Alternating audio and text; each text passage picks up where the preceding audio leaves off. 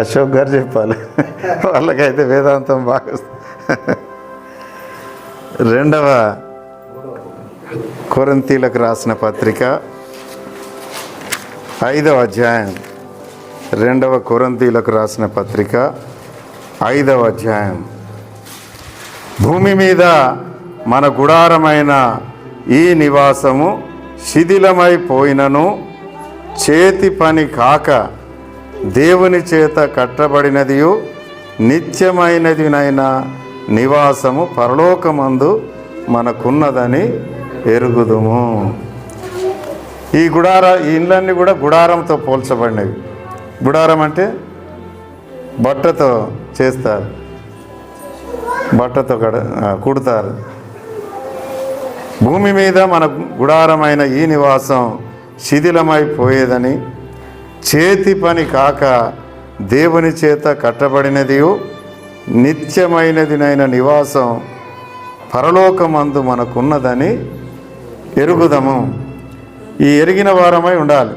భూమి మీద నివాసం చేస్తున్నప్పుడే నిత్యమైన నివాసం దేవుని చేత కట్టబడిన, ఇప్పుడు మన నిరీక్షణంతో ఏంటంటే దేవుని చేత కట్టబడిన నిత్యమైన నివాసంలో ఎవరున్నారు? సుజాతక్క ఉన్నది అని మనం ఎరగాలి. అది మన నిరీక్షణ, మన బలం, మన సంతోషం. కనుక నిత్యమైన నివాసం దేవుని చేత కట్టబడినది.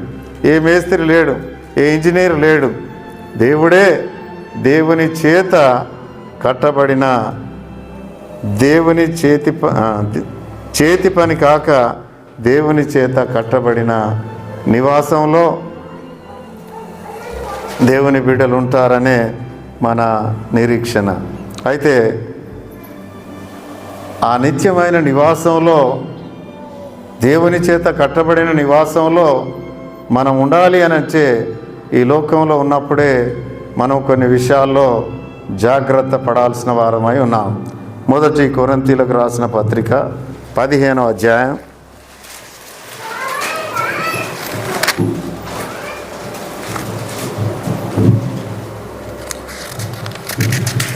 దేవుని చేత కట్టబడినదని ఎప్పుడైతే మనం ఎరుగుతామో దాని కొరకు మన సిద్ధపాటు. మరి 50వ వచనం, 15వ అధ్యాయం 50వ వచనం చదవండి. సహోదరులారా, నేను చెప్పినది ఏమనగా రక్త మాంసములు దేవుని రాజ్యమును స్వతంత్రించుకొన నేరవు, చేత అక్షయతను స్వతంత్రించుకొనదు. చాలు. నేను చెప్పినదేమనగా రక్త మాంసములు దేవుని రాజ్యమును స్వతంత్రించుకొన నేరవు. అంటే ఏమని అర్థం చేసుకోవాలి మనం? రక్త మాంసములు అంటే శరీరమా? శరీరం రక్తం అంతేనా? రక్త మాంసం, మాంసం అంటే శరీరం, రక్తం అంటే మన ప్రాణం. ఈ రక్త మాంసములు దేవుని రాజ్యమును స్వతంత్రించుకొన నేరవు. ఖచ్చితంగా చెప్పినారు. మనం దేవుని చేత కట్టబడిన పట్టణంలో ఒక దినం మన నిత్యమైన నివాసం అక్కడ ఉన్నది. ఆ నిత్యమైన నివాసంలో హానోకు దేవునితో 300 సంవత్సరాలు నడిచి దేవుని చేత కొనిపోబడ్డాడు. ఆ ప్రయాణంలో మనమున్నాం. అయితే రక్త మాంసములు దేవుని రాజ్యమును స్వతంత్రించుకొన నేరవు. అంటే ఏమని అర్థం చేసుకోవాలి మనం? ఈ శరీరం ఈ రక్తమా?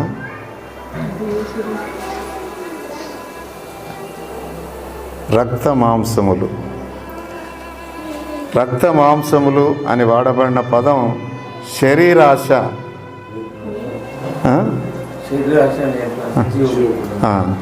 శరీరాశ అంటే మాంసమునకు, శరీరమునకు సంబంధించింది. రక్తం అనేది మానవుని యొక్క జీవిత విధానాన్ని అంతా కూడా నడిపించేది రక్తం.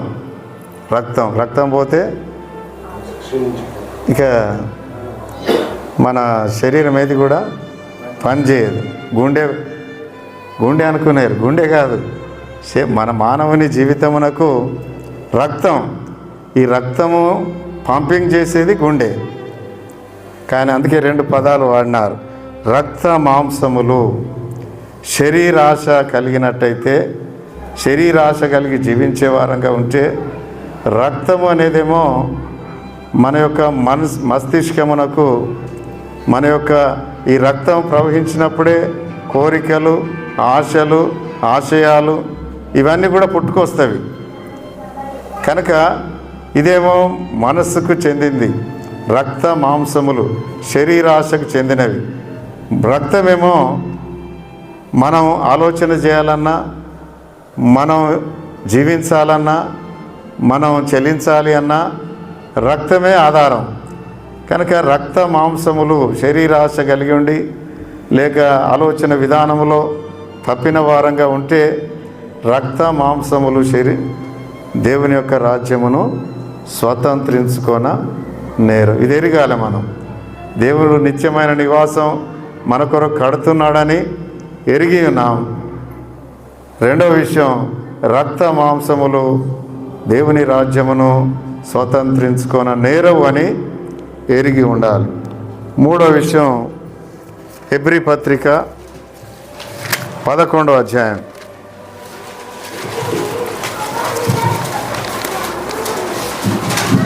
హెబ్రీ పత్రిక 11వ అధ్యాయం 13వ వచనం 14 చదవండి ఎవరన్నా.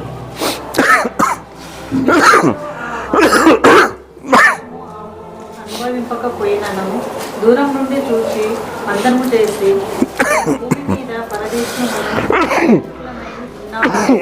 ఒప్పుకొని విశ్వాసం గల వారమై ప్రతినొంది. చాలు. అవి ఎరిగే విషయాలు 2 జ్ఞాపకం చేసినాం. 13వ వచనం, వీరందరూ అంటే విశ్వాసుల యొక్క పేర్లు కొన్ని జ్ఞాపకం చేయబడ్డవి పై వచనాల్లో. ఆ వాగ్దాన ఫలము అనుభవింపకపోయినను దూరము నుండి చూచి వందనము చేసి తాము భూమి మీద పరదేశులమును యాత్రికులమై ఉన్నామని ఒప్పుకొని. ఈ తలంపు కలిగి ఉండాలి. ఈ తలంపు ఉంటే ఏం తలంపు? యాత్రికులము పరదేశులం. యాత్రికులము పరదేశులం అని ఉంటే ఈ కోపతాపాలు ఉంటాయా? యాత్రికునికి ఏం కోపం ఉంటుంది? ఇక్కడ నుంచి వెళ్ళగొడితే ఇంకా దూరం పోయి చిన్న గుడారం వేసుకుంటాడు. అయ్యే ఇక్కడ ఎందుకు వచ్చినామంటే ఎదిరించేది ఉండదు. యాత్రికుడు టెంపరీగా వచ్చేవాళ్ళు చిన్న చిన్న గుడారాలు వేసుకొని ఉంటారు. ఇక్కడ నుంచి లేచిపోండి అంటే మళ్ళీ ఖాళీ స్థలం ఉన్న దగ్గర వేసుకుంటారు. యాత్రికులమును పరదేశులు ఈ 2 పదాలు దగ్గర సంబంధమే. యాత్రికులము పరదేశులమని ఒప్పుకోవాలి. దినం ఒప్పుకోవాలి. నేను యాత్రికుడను, నేను పరదేశిని, అంటే నా దేశం ఇంకోటి ఉన్నది అని. నేను పరదేశిని, నేను యాత్రికుడను అనేది మన మనసులో ఎప్పటికీ ఉండాలి. అది లేకపోతే ఆవేశం వస్తుంది, లేకపోతే శరీరాశలు వస్తాయి, లేకపోతే పోరాటాలు వస్తాయి, కొట్లాటలు వస్తాయి, రకరకాల దేవునికి అయిష్టమైన కార్యాలు మనసులో గూడు కట్టుకుంటవి. యాత్రికులము పరదేశులమని ఒప్పుకోవాలంటున్నాడు. కన్విక్ట్ కావాలి, ఒప్పుకోవాలి. నేను యాత్రికుడను, నేను పరదేశిని. అది మొదటి విషయం. తర్వాత విశ్వాసము గలవారై మృతి నొందిరి. ఇలాగు చెప్పువారు తమ స్వదేశమును వెతుకుచున్నామని విషదపరచుచున్నారు. ఈ విధంగా చెప్పితే వారు ఏం బయలుపరుస్తున్నారు అని అంటే, మేము యాత్రికులం, మేము పరదేశులం, యాత్రికులం అని వాళ్ళు ఊకే చెప్తూ ఉంటే వారు ఏం బయలుపరుస్తున్నారు అని అంటే, వారు స్వదేశమును వెదికేవారు అని. వెతుకుతారు. ఇక్కడ చిన్న చిన్న డేరాలు వేసుకొని వచ్చే వాళ్ళకి వేరే దగ్గర మంచి ఇండ్లు ఉంటాయి. వాళ్ళకి వేరే జిల్లాల్లో మంచి ఇండ్లు ఉంటాయి, మంచి బిల్డింగ్స్ ఉంటాయి. వాళ్ళు ఇక్కడ తిరిగేటప్పుడల్లా మేము యాత్రికులము, మేము పరదేశులము అయ్యా, మేము పరదేశులం అని చెప్తారు. కానీ వాళ్ళ మనసు అంతా ఎక్కడ ఉంటుంది? ఆ వేరే జిల్లాలో వాళ్ళకున్న బంగ్లా, ఇల్లు, అక్కడ పొలాలు అవన్నీ ఉంటాయి అక్కడ. కనుక ఒప్పుకొని స్వదేశమును వెతుకుచున్న వారమని వారు విషదపరచుచున్నారు. మూడో విషయం, వారు ఏ దేశము నుండి వచ్చిరో ఆ దేశమును జ్ఞాపకం ఉంచుకొని ఎడల మరలా వెళ్ళుటకు వారికి వీలు కలిగి ఉండును.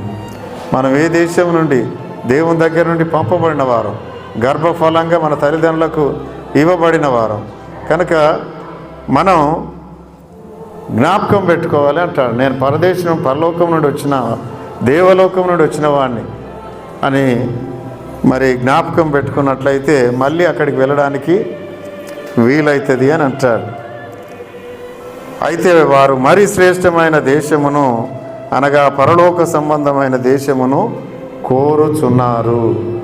మరి శ్రేష్టమైన దేశం ఒకటి ఉన్నది. ఇక్కడ మేము యాత్రికులమే, ఇక్కడ పరదేశులమే, ఇక్కడ వేరే మరి దేశాన్ని వెదికేవారమే, స్వదేశమును వెదికేవారమే. దాని జ్ఞాపకంలో పెట్టుకున్నట్టయితే మరి శ్రేష్టమైన దేశం. ఒక మంచి మాట ఇక్కడ రాసినారు. అందుచేత తాను వారి దేవుడనని అనిపించుకొనుటకు దేవుడు వారిని గూర్చి సిగ్గుపడడు. ఈ మాట మనందరి విషయంలో చెప్పబడగలగాలి. దేవుడు చెప్పగలగాలి. హానోకు విషయంలో దేవుడు చెప్తాడు, 300 సంవత్సరాలు నాతో నడిచినాడు కనుక నేను ఆయనను తీసుకొని పోతున్నా. బైబిల్ ఆయన పేరు ఆ విధంగా రాయబడింది అని అంటే దేవుడు హానోకు విషయంలో చెప్పుకోవడానికి సిగ్గుపడలేదు. అందుచేత తాను వారి దేవుడనని అనిపించుకొనుటకు దేవుడు వారిని గూర్చి సిగ్గుపడడు.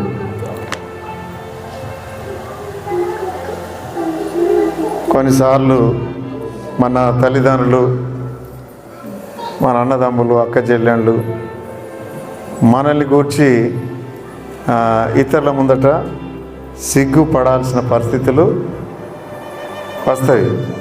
ఎందుకు వస్తాయి? తప్పుగా బ్రతికినప్పుడు, తప్పుగా జీవించినప్పుడు, తప్పుగా మాట్లాడినప్పుడు, నీ కొడుకు ఇట్లా మాట్లాడిండు, నీ తమ్ముడు ఇట్లా మాట్లాడిండు. ఈరోజు 2-3 గంటలు ఒక పంచాయతీ చేసినాం చర్చి దగ్గర. తండ్రి సిగ్గుపడుతున్నాడు. కనుక దేవుడు మనల్ని లోకానికి పంపించిన దేవుడు మన గురించి సిగ్గుపడకుండా మనం బ్రతకాలి. నా బిడ్డ అని చెప్పుకోగలగాలి. యాత్రికుడుగా, పరదేశిగా, మరి పరలోకాన్ని వెతికేవాడుగా ఈ లోకంలో జీవిస్తున్నా, నాతో నడిచేవాడు. హానోకు విషయం గర్వంగా చెప్పుకున్నాడు దేవుడు. నాతో 300 సంవత్సరాలు. ఆ ముందు వచనాలు 20 వచనాల్లో ఒక్కొక్కరి విషయం చెప్పినప్పుడు వారు మృతి పొందిరి అని అందరి విషయంలో రాయబడుతుంది. 21వ వచనంలో ఈ మార్పు వచ్చింది. దేవుడు అతన్ని తీసుకొని పోయాను. మిగతా వారంతా అనేకల పేర్లు ఉన్నాయి. ఇన్ని సంవత్సరాలు బ్రతికి అతడు మృతి పొందాను, ఇన్ని సంవత్సరాలు బ్రతికి అతడు మృతి పొందాను. అట్లా ప్రతి వచనంలో ఒకరి విషయం రాయబడుతుంది. ఈ 21వ వచనంలో మార్పు. నాతో 300 సంవత్సరాలు బ్రతికి నేను తీసుకొని పోయినా అని ఒక గొప్ప సాక్ష్యం. సుజాతక్క మన ముందు అలాంటి సాక్ష్యం కుటుంబీకుల కొరకు, నెలవర్ల కొరకు ఆమె ఆ విధమైన సాక్ష్యం కలిగి ఉన్నదని మనం విశ్వసిస్తూ ఉన్నాం. అయితే మనం ఎరగాల్సిన విషయం ఏంటంటే నిత్యమైన నివాస స్థలంలో ఆమె వెళ్ళింది. దేవుడు కొనిపోయినాడు, దేవుడు తీసుకొని పోయినాడు. ఆ నిరీక్షణ మనకు ఉండాలని, ఆ నిరీక్షణ ఉన్నంత మాత్రాన మనం అక్కడికి వెళ్ళాం. కానీ మనం మాంసయుక్తమైన దేహంలో మనం ఉన్నాం. రక్త మాంసములు దేవుని యొక్క రాజ్యాన్ని స్వతంత్రించుకోనేరు. అందుకని యేసు ప్రభువారు మన వలెనే ఆయన మాంసయుక్తమైన దేహంలో మాంసయుక్తమైన శరీరంలో ఆయన మన కొరకు శిలువ మరణం పొందినాడు. అది మన నిరీక్షణ, మన బలం. ఆయన రక్త మాంసములు దేవుని రాజ్యమును స్వతంత్రించుకొని నేరు అనే మాట, ఆ రెండు పదాలు మనం నెరవేర్చిన వారమై ఉండాలి, నెరవేర్చగలిగిన వారమై ఉండాలి, వాటి మీద మన అటెన్షన్ పెట్టిన వారమై ఉండాలి. రక్త మాంసములకు తావిచ్చినట్టయితే కలహాలు వస్తాయి, అసూయలు వస్తాయి, కోట్లాట్లు వస్తాయి, భేదాభిప్రాయాలు వస్తాయి. ఎందుకంటే మన శరీరం చెప్తుంది, మన రక్తం చెప్తుంది. కొన్నిసార్లు ఏమంటారు, అది ఉడుకు రక్తం అంటారు, ఉడుకు రక్తం అంటారు. అంటే ఆ రక్తం ఉరికిచ్చినట్టుగా ఉరుకుతాడు అన్నట్టు. కనుక శరీర రక్తం ఈ రెంటి విషయంలో మనం ఎంతో జాగ్రత్త కలిగి ఉన్నట్టయితే, మరి ఒక దినం యేసు ప్రభువు వారు చెప్పినట్టుగా ఆయన దగ్గర నిలవాల్సిన సమయం ఉన్నది. ప్రతి వాడు అని అంటాడు. నిలిచిన సమయంలో, అయ్యా నీవు నీవు నాకు ఇచ్చిన పనిని నేను సంపూర్ణంగా జరిగించి నేను మహిమపరిచితిని అని చెప్పగలిగిన ఆత్మీయ విశ్వాసంలో మనం పెరగాలని జ్ఞాపకం చేయబడుతున్నాం. 2 సంవత్సరాలు సుజాతక్క జ్ఞాపకాలు మరి అందరికంటే ఎక్కువగా బిఏ డేవిడ్ సార్ గారిని మరి కలత పరిచి ఉంటుంది. అన్ని సందర్భాల్లో దేవుడు భుజము తట్టినట్టుగా ఉండి బలపరుస్తూ వచ్చినాడు. కనుక కుటుంబంలో ఉన్నవారందరికీ కూడా అదే తలంపులో ఉండి ఉంటారు. కానీ ఎక్కువగా డేవిడ్ సార్ ఉండి ఉంటాడు. దేవుని కృప వెన్నట్టినట్టుగా తట్టినట్టుగా ఉన్నది అని ఈ దినం మనం దేవుని నామాన్ని గణపరుస్తున్నాం, కొనియాడుతున్నాం. దేవునికి స్తోత్రములు. ఈ మాటలు మనల్ని బలపరచాలి, నిత్యత్వం కొరకై మనల్ని సిద్ధపరచాలి. నిత్యత్వం కొరకైన సిద్ధపాటులో ఇలాంటి సందర్భాలలో మనం వినే మాటలు నిత్యత్వం కొరకైన సిద్ధపాటులో భాగముగా బైబిల్ మనకు అందిస్తున్నది. ఆ గ్రహింపులో మనం ఆ దినదిన సిద్ధపాటు నిత్యత్వం కొరకు కలిగి ఉండాలని జ్ఞాపకం చేయబడుతున్నాం. దేవునికి స్తోత్రములు.